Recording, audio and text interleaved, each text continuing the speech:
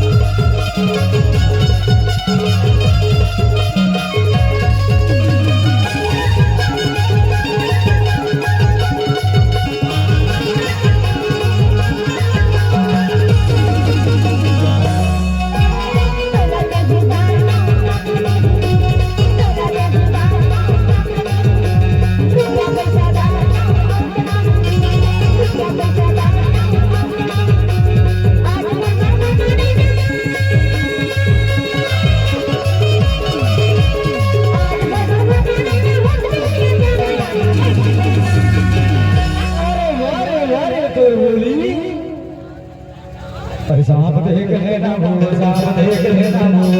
एक जगह गाड़ी सांप देख लेना सांप देख लेना वो सांप देख लेना वो क्या हुआ वो मेरा सांप देख लेना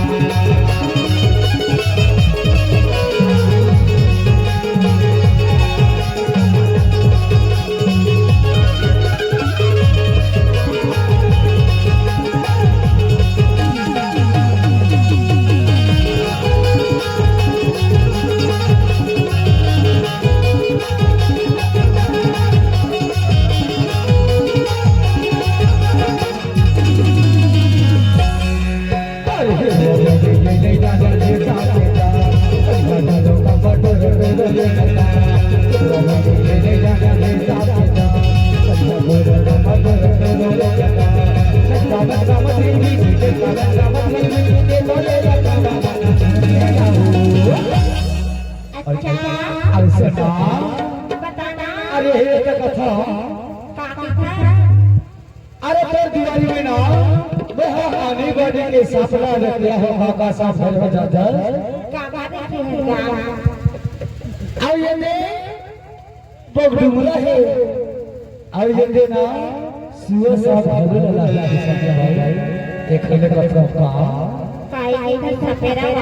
साहब देख लेना वो साहब देख लेना